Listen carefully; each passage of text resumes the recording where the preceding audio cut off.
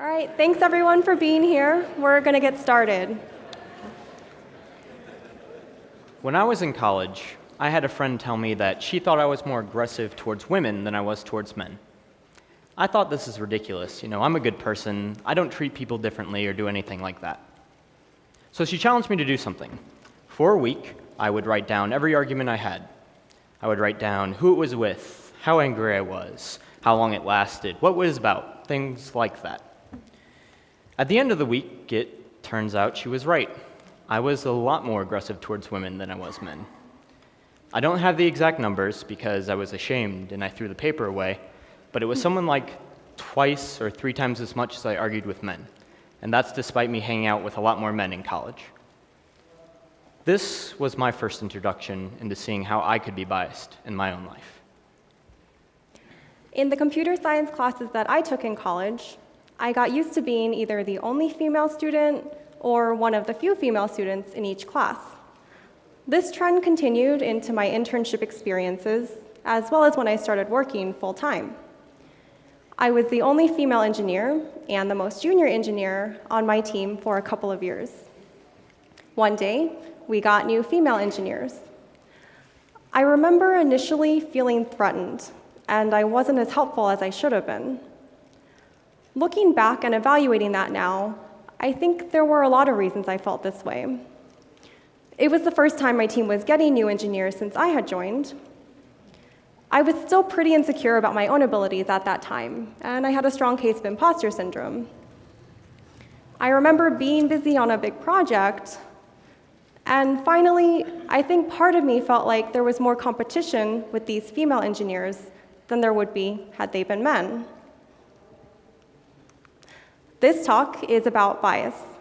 We're going to specifically discuss gender bias. There are, of course, other types of bias, but we're going to focus on examples of gender bias. Gender bias isn't just a women's issue. It's not just a men's issue either. It's everyone's issue. Mark and I both had personal experiences where we observed gender bias in ourselves. We had let our instincts drive our actions, and it wasn't until we consciously evaluated them that we realized we were acting on our biases. It can be hard to evaluate bias in a clear-cut way. Oftentimes, like in my scenario, bias can have an impact on how we instinctually react or feel without us even recognizing it or understanding why. The feelings of threat that I experienced, it sounds nasty, and I'm ashamed to have felt and acted that way. But it was also easy for me to explain it away with other contributing factors at the time. I had heard of man-interruptions and mansplaining, but it wasn't until years later when I read the book Lean In that I became aware that I myself could have biases against women, and made that connection to how I felt back then because of those. This talk is not about changing our instinctual feelings or thoughts. That's probably impossible. But we also can't use that as an excuse. We can change the impact our biases have on our actions. That is something we can control. Mark and I both had stories to share where we were biased against women, and we're not anomalies. We'd like to think we're nice people, but that doesn't mean we're immune to bias. We can't solve this by acting like it's only men who need to work on their actions. We also can't solve this by getting women together to share stories without involving men. We have to come together to challenge these biases in ourselves and where we see it in the workplace. Our goal today is to help you acknowledge these biases and to give you some tools to practice challenging and overcoming them in yourself and others. I'm Katie Huang. I'm Mark Smith. Today, Mark is going to cover what is bias, how do biases form, where do they come from, and he'll start on who does it happen to. I'll expand a bit with who does it happen to, go into why should you care, and what can you do. Okay, so if we want to start combating bias, we have to know more about it. We have to start with, what is a bias? Well, a bias is a prejudice against a prejudice in favor of one thing, person, or group, compared with another, usually in a way that's considered to be unfair. Basically what that means is you think better of one thing or person than another. Easy. Well, there are 2 kinds of bias as well. there's the conscious and the unconscious. Conscious is what you might be thinking of already. This is the explicit bias towards or against something. So for example, I like Coke products better than Pepsi. So you could say I have an explicit bias or a conscious bias towards Coke or a conscious bias against Pepsi. Likewise, I have an Android phone, a Google Home, all of that. So you could say I have a conscious bias towards Apple or towards Google products or against Apple products. Still easy. Unconscious bias is a little bit trickier than that. These are the biases that are outside of our general conscious awareness. This makes them trickier to find, harder to nail down, and hard to combat in your day-to-day life. But they do exist. What we're about to show you is a lot of information, so don't feel like you have to read it all, but this is just a small subset of all of the studies done into unconscious bias. It covers things like who it happens to more, where it occurs, who it affects more, why we do it, all of that kind of thing. We can't go over all of this right here. It's a lot of information. But needless to say, academia has done the research into unconscious bias, and overwhelmingly it says that yes, it does exist. There's also ways of measuring our bias. There's things like the implicit association test. What this does is it gives you word-value pairs very quickly and asks you to categorize them. It might give you man and home, woman and work, and sees how fast you categorize those. It's not the end-all be-all to whether or not you're biased, but it's a good indicator on where you might be leaning one way or the other. There's also been research done into how this affects the workplace. So for example, this study is called the Women in the Workplace Study. It's done by the McKinsey Foundation every year. This is the most recent year's data. And as you can see, as we go from the more entry-level positions to the more executive positions, there's a big drop-off in the percentage of women in those positions. You might also notice that there's also a disparity in the men and women of color as well. As you can see from the bottom line there, also the percentage that this has changed throughout the years hasn't really changed. There's not that big of a change, which suggests that it's not just women or the amount of women in the workplace that's the issue. It suggests that there is some kind of bias, hopefully unconscious, against hiring women for these more executive roles. There's also different ways to study bias, and this is my favorite one. This was a study about 138 CEOs, and it determined how baby-faced they were. So whether or not they had facial hair, how they looked, all of that. It determined that if you're perceived to be more baby-faced, you're much more likely to be seen as likable. But also, you're much more likely to be perceived as not good at your job.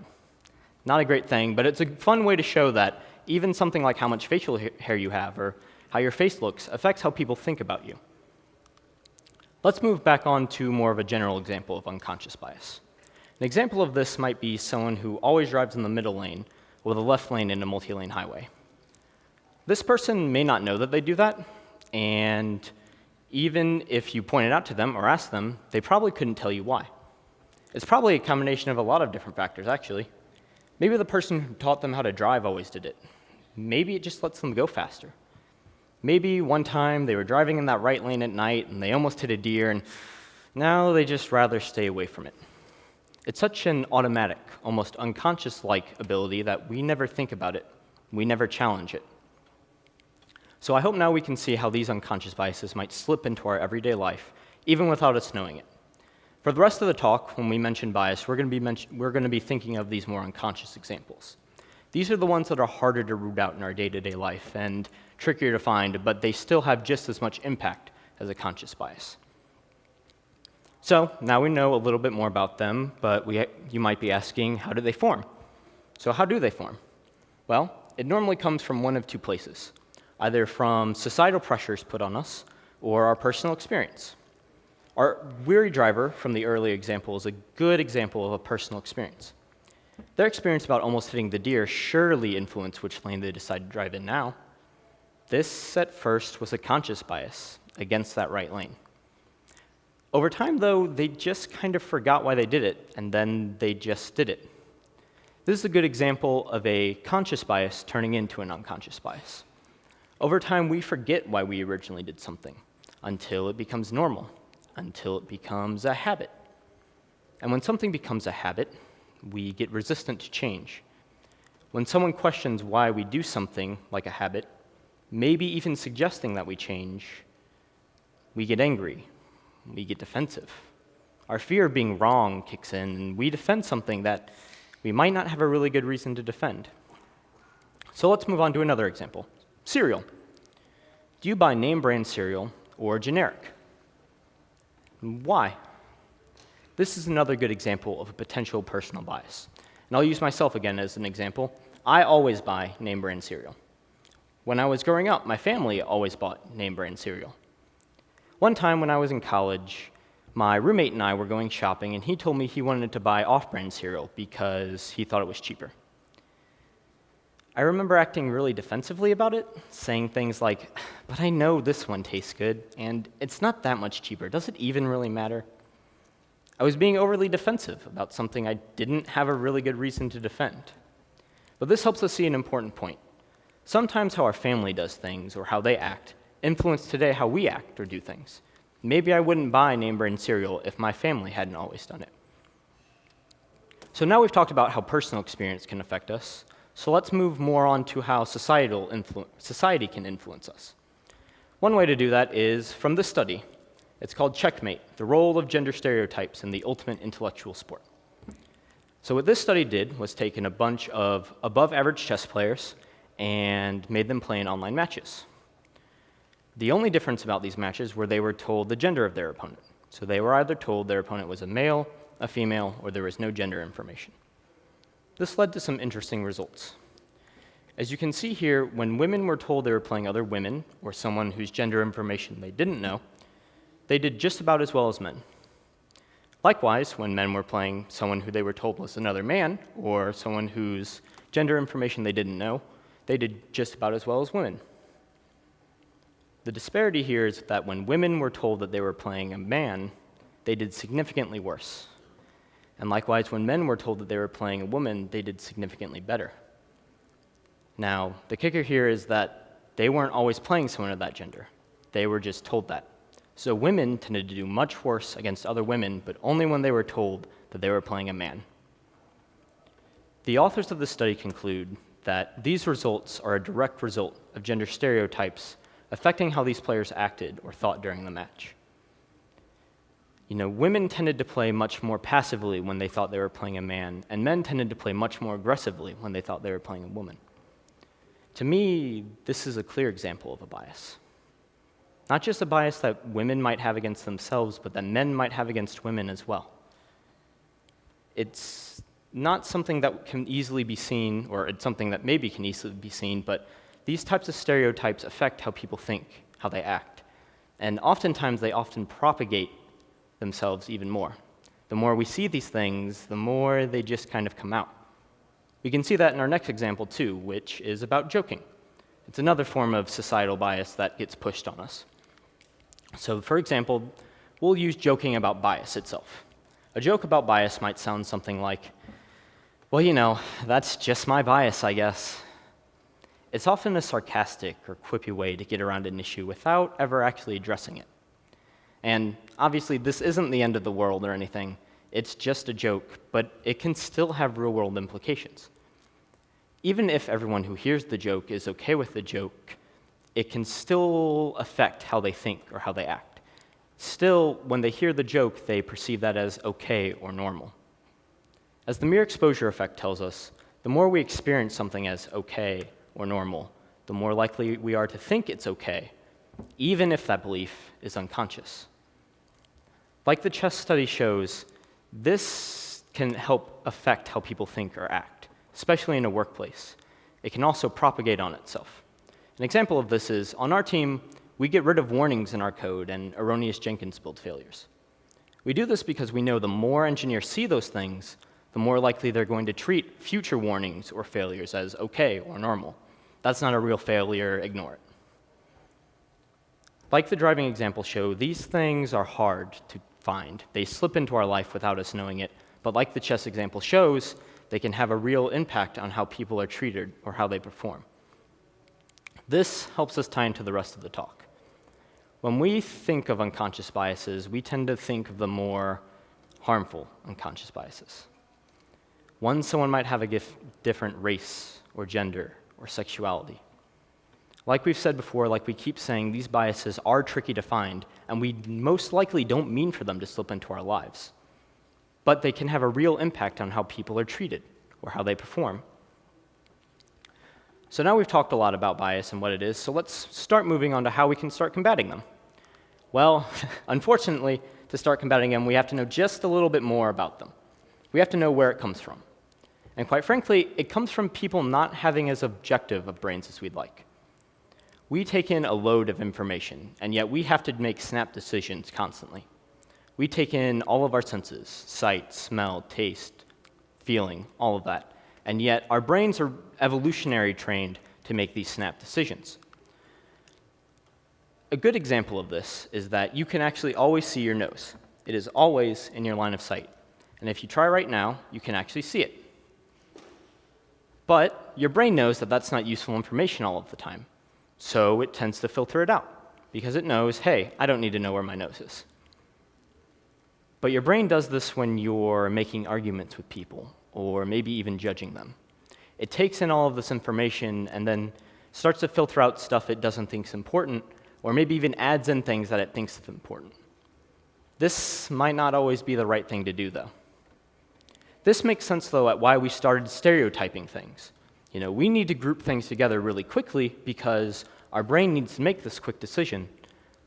We want to filter out things as a group, or say things are okay as a group. So we started stereotyping things. We did this to survive. Long, long ago, we might stereotype different animals or plants as dangerous. We might stereotype snakes as venomous, or mushrooms as poisonous, because it helped us survive. Unfortunately, we did the same thing to other people as well. After all, people could be just as dangerous as other animals. So we put each other into tribes. We said, we are the good people, and those people that we don't know, those are the bad people. We put people into different groups in order for us to stay alive, and it worked. Unfortunately, we haven't been able to kick that habit. We still group together people who maybe look differently than us, talk differently than us, act differently than us, or maybe even just that our group of friends tells us isn't as good as this other group. So now we have a better idea at where this comes from, and we know what we can, or how it affects us, but you might be thinking something else. You might be thinking the thing that most people hear when they first hear this talk. Well, that doesn't happen to me. Well, I'm a good person. I don't do that. Well, I'm not biased. I'm sorry I have to be the one to say it, but you are. I am. Katie is. Everyone, literally everyone, is biased. That's why it's important to understand that this is partly biological in nature. It's something we don't have full control over. It's something we can combat, something we can try again to get rid of, but it'll always be part of us, in there just a little bit. And I think this is an important time to say that no one's trying to blame you or shame you into anything. Like we've said before, like we keep saying, these things are tricky. They slip in without us really recognizing it. But in order for us to combat it at all, in order for us to do anything about it, we have to know more about it. We have to know what we might be biased against or towards in order to help combat it. If we don't step back and consider whether we're letting our biases affect our feelings and actions, we don't stand a chance in changing things.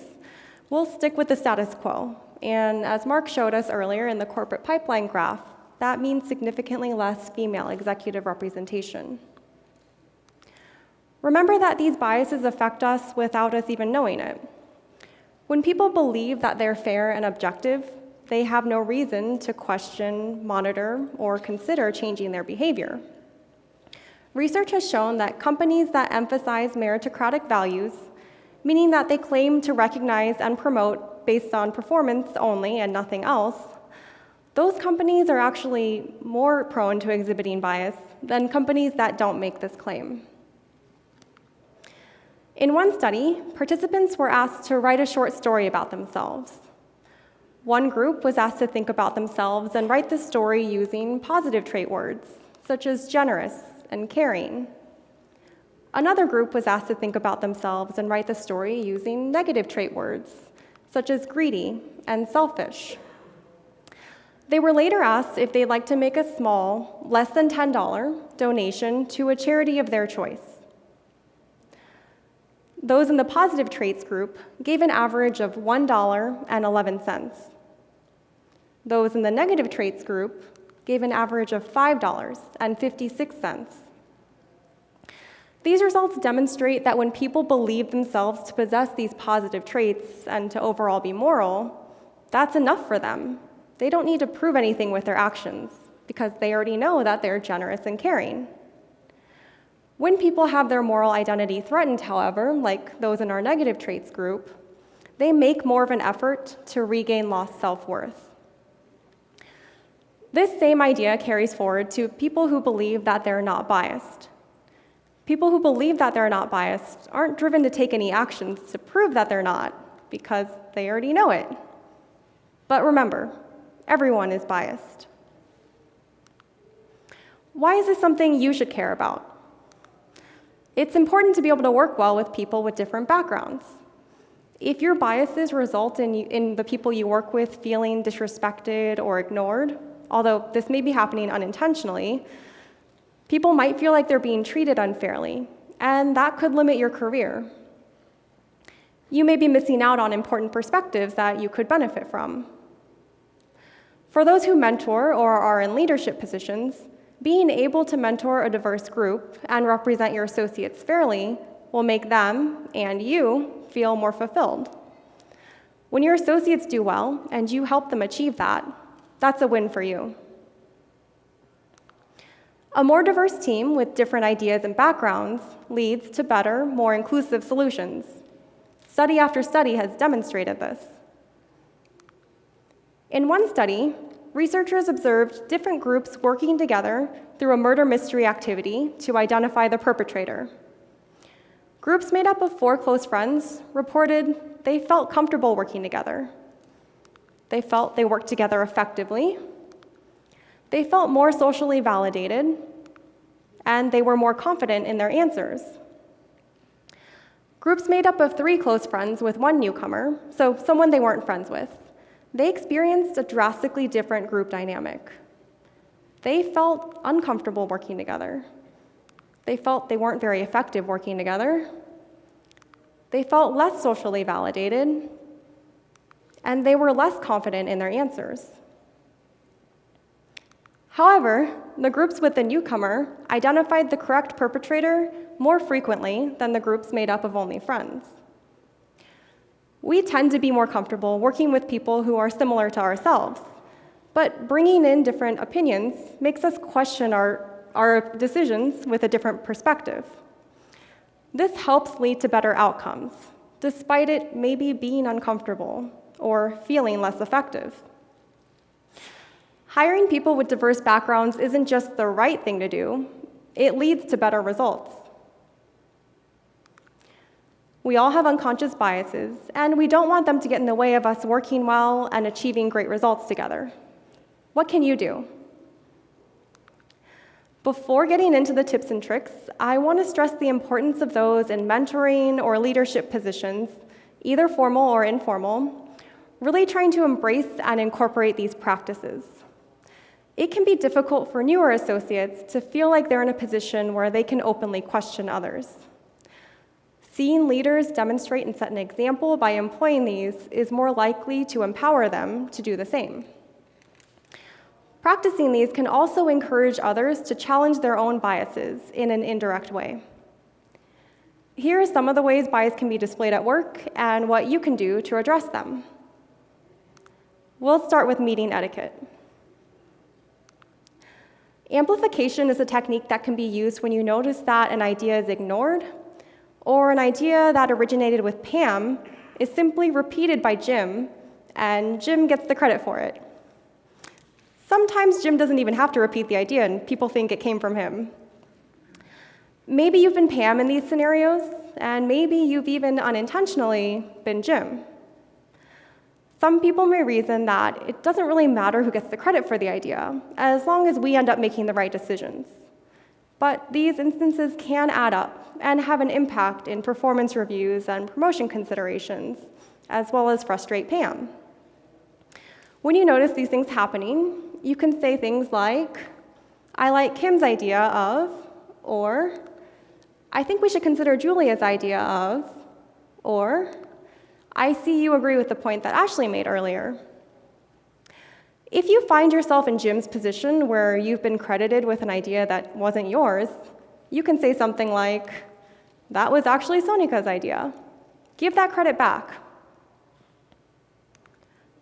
The next technique you can employ in meetings is to interrupt the interrupters. Researchers examined 15 years of transcripts in the Supreme Court oral arguments. They found that female justices were interrupted 3 times more frequently than male justices. If it's happening in the Supreme Court, it's probably happening where we work too. Although we've all likely heard of man-interruptions, interrupting women isn't something only men are guilty of. Another study found that women are more likely to interrupt other women than they are to interrupt men. I spoke with another female engineer who, after hearing about the Supreme Court statistic, started calling out whenever she was interrupted in meetings. She told me she initially felt bad for doing this, even though she was the one who was interrupted in the first place. When you notice that someone's been cut off, call it out. Say something like, will you hold that thought? I'd like to hear the rest of what Julie has to say. Or, can we come back to your thought after Ruchi's finished? If you catch yourself interrupting someone else, you can recover. Say something like, I just realized I cut you off. Please continue.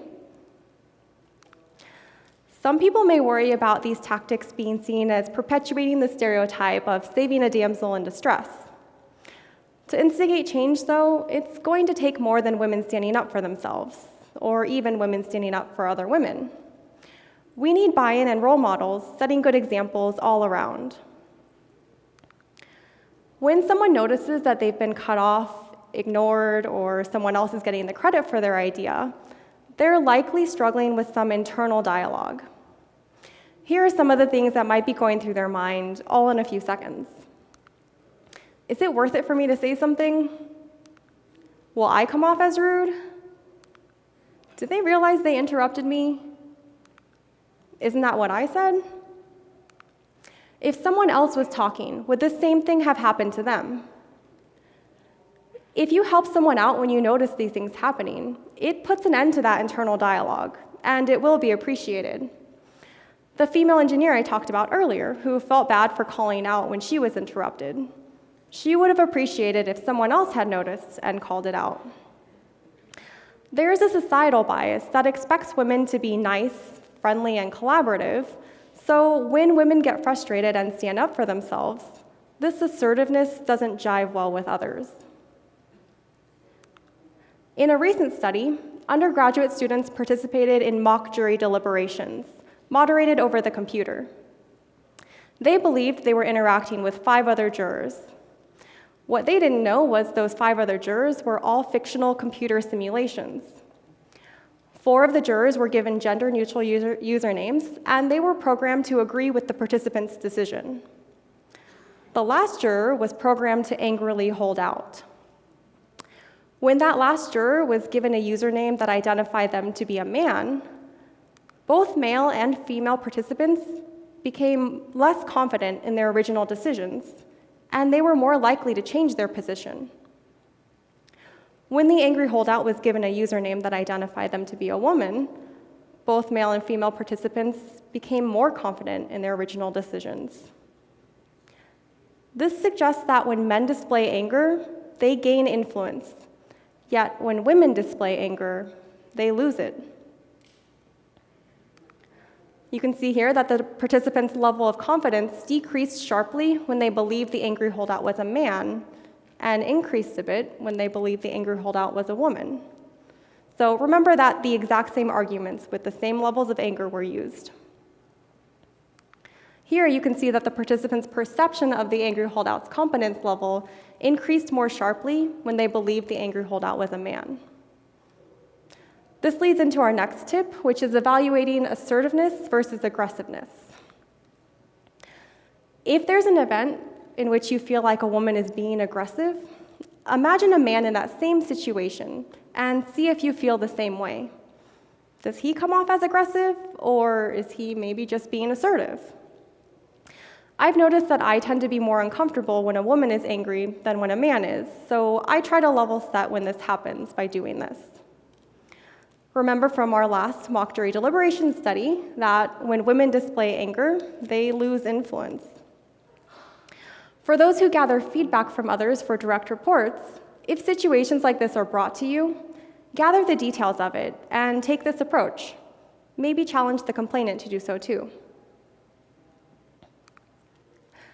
In an architect training program on my team, we were asked to read aloud from a prepared list of the skills of an architect.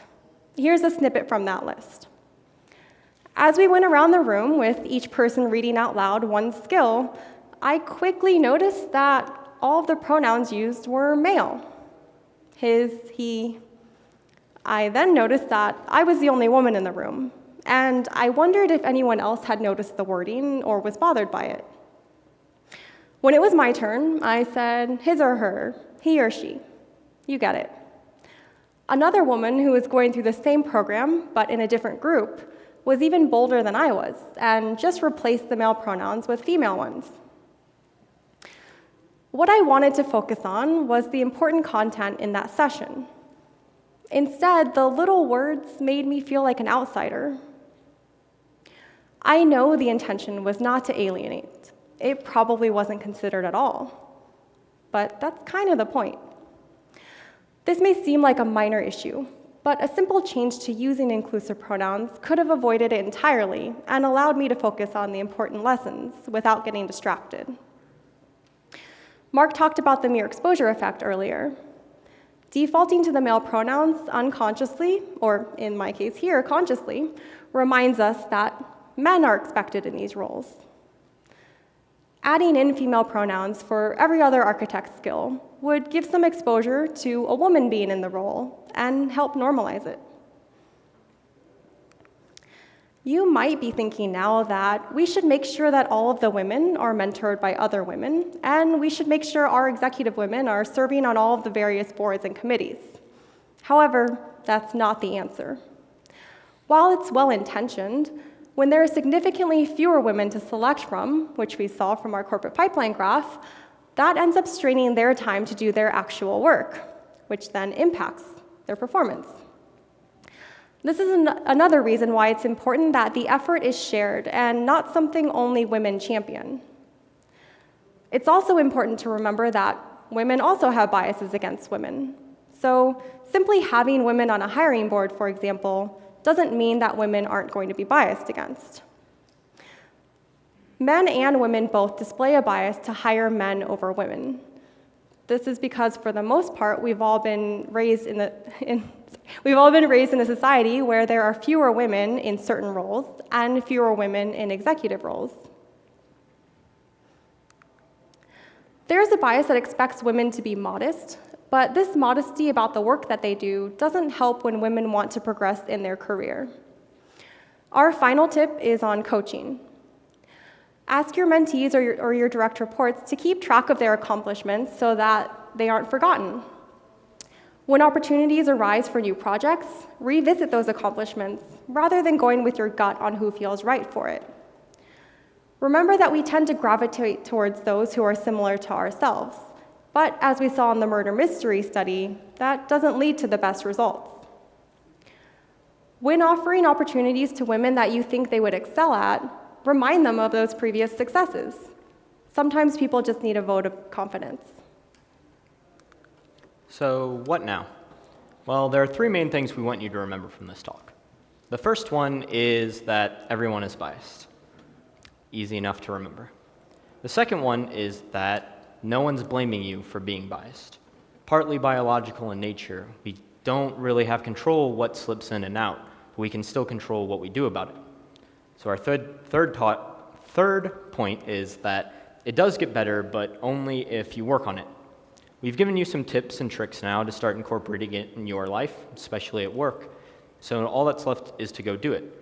Remember that study after study has shown that when people implement these tools, when they think about them more and start doing them in their daily life, they start seeing improvement not only in themselves, but in the people around them as well. Like the mere exposure effect tells us, the more we show people that this is okay, that this is normal, the more they'll do it. There's one last thing we'd like for you to do. This Project Implicit is one of those implicit association tests that we told you about earlier. Remember, it's not the end-all be-all on whether or not you're biased, but it can be a good indication. This one we've selected is about gender and career, but there are a bunch of them out there about race and sexuality, things like that. It would be good to look at. A link to this website and other resources we'll see in the next few slides are all included in a blog post we have out on UCERN. So what Mark and I covered today is very much an introduction to bias and gender bias. There's a lot more information out there if you're interested in learning more. So there's that blog post I talked about earlier. That includes the link to the Project Implicit test, all of the sources that we used in developing this talk, and the additional resources you see listed here. That's out on UCERN. You can find it by searching for the tag "Everyone is Biased." There's a Twitter handle @BetterAllies. They post interesting studies and articles about how to be a better ally. There's a UCERN group, Women in Tech and Allies. They post networking, volunteer, and mentoring opportunities there. Finally, here's a list of book recommendations. These were good resources when developing the content of this talk. So next 3 slides are our sources. These are included on that blog post. Thanks to our friend Kim for helping with the graphics in our presentation. Finally, please check in and leave your feedback. We would appreciate any feedback you have to offer. Please come talk to us afterwards if you have questions or comments. Thank you for coming. Thank you.